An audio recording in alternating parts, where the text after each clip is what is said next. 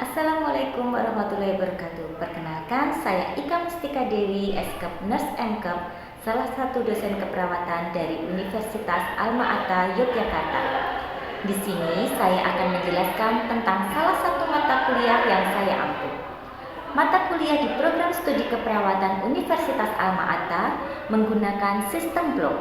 Mata kuliah blok yang saya ampu di sini adalah blok Women Health and Maternity in Nursing. Sesuai bidang peminatan dan keahlian saya, yaitu keperawatan maternitas atau kesehatan ibu dan anak. Mata kuliah blok Women Health and Maternity in Nursing ini merupakan mata kuliah wajib prodi yang memiliki 6 SKS yang terdiri dari 4 SKS teori dan 2 SKS praktikum.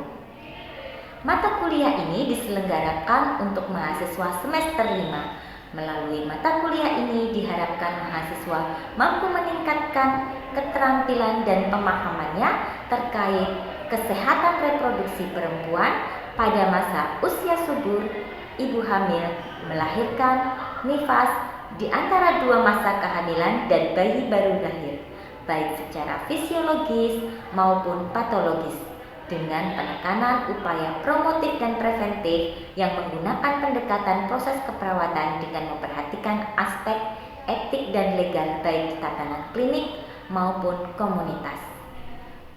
Salah satu kewajiban saya sebagai seorang dosen adalah tridharma perguruan tinggi. Salah satunya adalah pengajaran. Di mana pada bidang pengajaran ini saya telah menetapkan sistem pembelajaran DIA, yakni Delivery, Interaction, dan Assessment. Delivery merupakan suatu proses bagaimana cara menyampaikan materi kepada mahasiswa agar mudah diterima dengan baik. Materi yang saya sajikan berikut merupakan turunan dari CPL yang kemudian diturunkan menjadi 3 CPMK dan selanjutnya diturunkan menjadi 8 sub CPMK.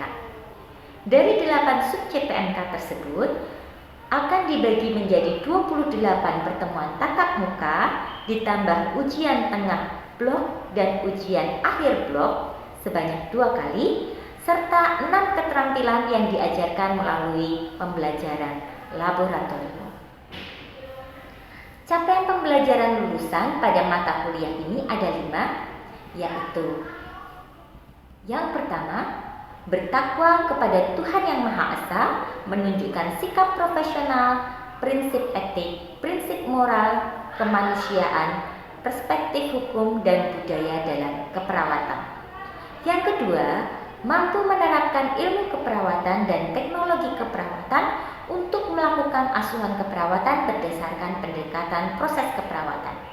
Yang ketiga, mampu merancang asuhan keperawatan profesional berbasis tahapan perkembangan kehidupan manusia berdasarkan bukti-bukti ilmiah dan perkembangan teknologi. Yang keempat, mampu melaksanakan pendidikan dan promosi kesehatan dengan keterampilan komunikasi dalam asuhan keperawatan dan informasi ilmiah. Yang kelima, mampu meningkatkan keahlian profesional di bidang keperawatan melalui pembelajaran seumur hidup. Adapun CPL tadi itu sudah mencakup 4 aspek penilaian, yakni sikap, keterampilan umum, keterampilan khusus, dan pengetahuan. Selanjutnya, CPL tersebut diturunkan menjadi CPMK. Dalam mata kuliah ini ada 3 CPMK yang diambil, yakni yang pertama, merencanakan asuhan keperawatan, yang kedua, mengintegrasikan hasil penelitian, yang keempat, mendemonstrasikan intervensi keperawatan. Adapun ketiga CPL tersebut dilaksanakan untuk wanita usia subur atau wanita usia reproduksi, pasangan usia subur, wanita dalam masa childbearing, yakni hamil, melahirkan dan setelah melahirkan, dan bayinya sampai berusia 28 hari, serta keluarga dengan wanita pada masa childbearing, baik secara fisiologis, beresiko, maupun masalah-masalah yang berhubungan dengan gangguan reproduksi dengan memperhatikan aspek legal dan etis. CPMK tersebut selanjutnya diturunkan menjadi 8 sub CPMK, yaitu yang pertama, mahasiswa mampu memahami anatomi dan fisiologi sistem reproduksi. Yang kedua, mampu memahami konsep remaja. Yang ketiga, mampu merencanakan asuhan keperawatan dengan masalah sistem reproduksi berdasarkan evidence-based nursing. Yang keempat, mampu merencanakan dan mengintegrasikan hasil penelitian dalam asuhan keperawatan wanita pada masa childbearing dan bayinya sampai 28 hari, keluarga dengan wanita pada masa childbearing baik fisiologis maupun beresiko. Yang kelima, mampu memahami tren dan isu keperawatan maternitas. Yang keenam, mampu memahami sistem layanan kesehatan untuk pasien dengan gangguan reproduksi. Yang ketujuh, mampu melakukan pengkajian dan promosi kesehatan wanita. Yang kedelapan, mampu mendemonstrasikan pemeriksaan fisik ibu hamil, menghitung TBC dan HPL, membantu pertolongan persalinan normal, melakukan pengkajian BBL dan Apgar score, pemeriksaan fisik postpartum, serta mensimulasikan pendidikan kesehatan tentang manajemen laktasi. Adapun literatur yang digunakan untuk mendukung mata kuliah ini yaitu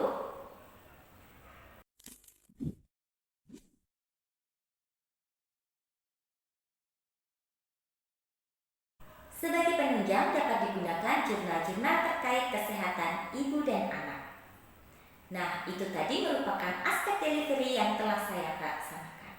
Selanjutnya, pada aspek interaction, merupakan interaksi antara dosen dan mahasiswa untuk mencapai CPR. Adapun sistem pembelajaran yang saya lakukan yakni Student Centered Learning atau SCL, di mana dalam sistem ini mahasiswa sebagai subjek pembelajaran. Artinya, mahasiswa dituntut untuk lebih aktif dan mandiri dalam proses pembelajaran.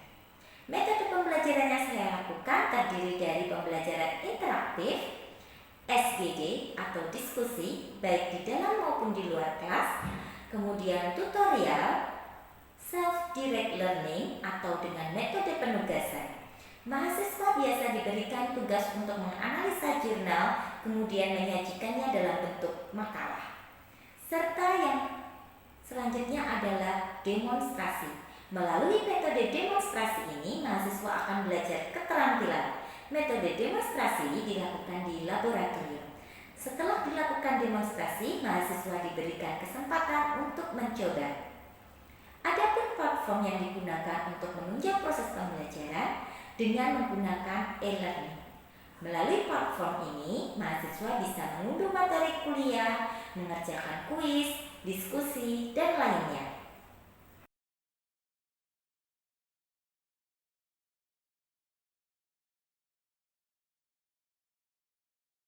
Itu tadi aspek interaction yang saya lakukan. Selanjutnya, aspek assessment, di mana merupakan aspek pengukuran kemampuan mahasiswa dalam menerima materi yang diberikan. Untuk penilaian Women Health and Maternity Nursing ini terdiri dari penilaian teori dan praktikum yang masing-masing memiliki bobot 50%.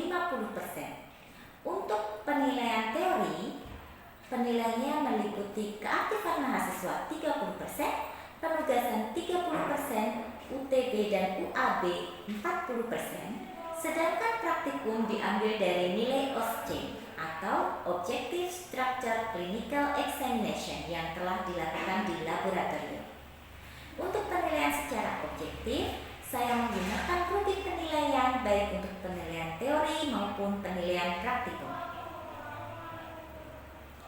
Hasil asesmen ini di-share kepada mahasiswa sehingga terjadi transparansi penilaian. Itulah tadi aspek DIA yang telah saya lakukan. Selanjutnya saya akan menampilkan proses pembelajaran di kelas yang telah saya laksanakan secara luring.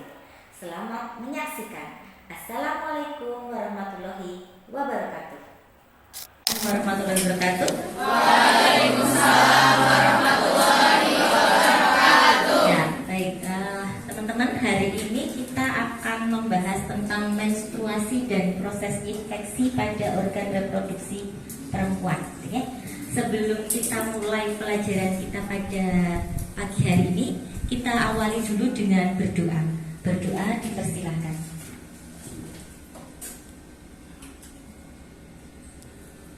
Berdoa cukup? Baik, mungkin teman-teman sudah akrab ya yang namanya menstruasi. Apa itu menstruasi?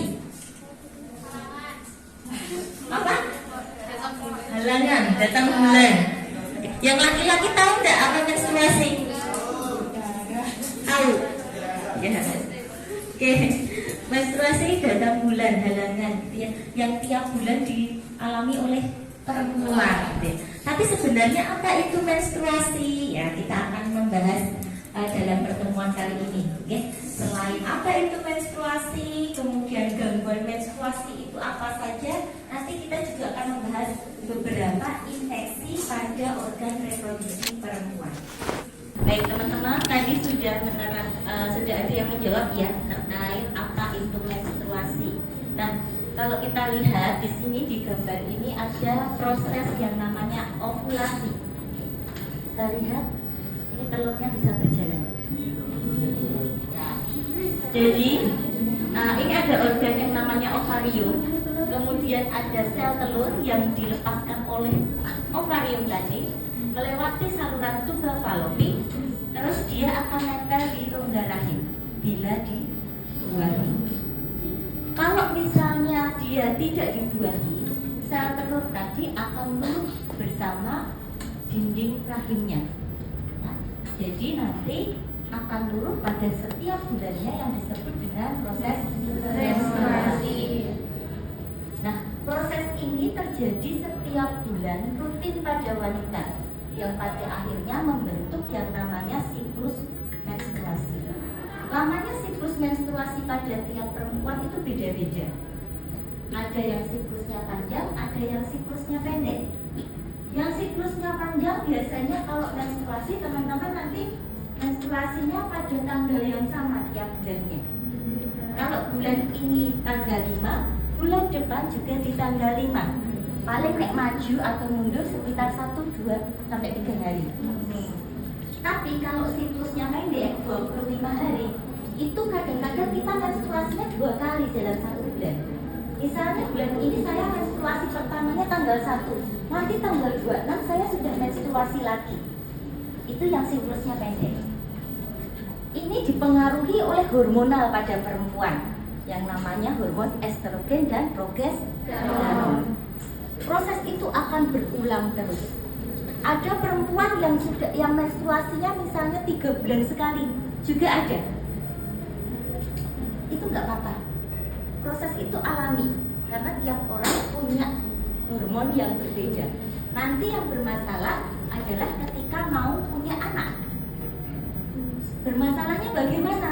Bermasalahnya adalah kalau mau memiliki keturunan agak kesulitan menentukan masa subur. Kapan bisa menghasilkan sel telur tadi? Kalau orang yang punya siklus menstruasi rutin, dia enak. Misalnya tiap bulan saya tiap tanggal 1 menstruasi. Jadi siklus subur saya, masa subur saya nanti itu adalah 14 hari setelah menstruasi yang pertama. Kurang lebihnya 3 hari sebelum sama sesudah. Jadi misalnya saya menstruasi pertama itu adalah tanggal 1. Masa subur saya itu tanggal 14, ditambah 14. Nah nanti masa suburnya kira-kira 14 minus 3, 14 plus 3. Jadi sekitar tanggal 11 sampai tanggal 17. Itu masa subur. Artinya kalau melakukan hubungan seksual pada masa itu kemungkinan besar bisa hamil. Jadi kalau pasangan pengen punya anak tidak usah berhubungan seksual tiap hari. Tidak usah serutin itu, gitu ya. Tentukan saja masa suburnya, nanti bisa menghasilkan keturunan dengan lebih mudah. Oke?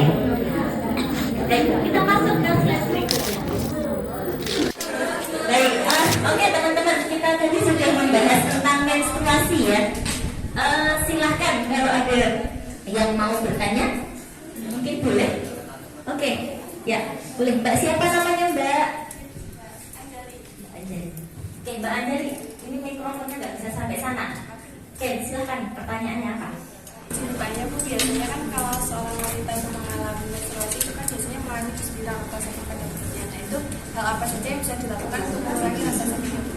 Oke, baik, terima kasih. Bagus sekali ya Mbak Anjali tadi pertanyaannya ya. Apa yang harus dilakukan ketika perempuan mengalami desminor ya? Nah, teman-teman ini kan sudah akrab dengan desminor atau nyeri menstruasi. Oke. Kira-kira apa saja yang biasanya kalian lakukan sih?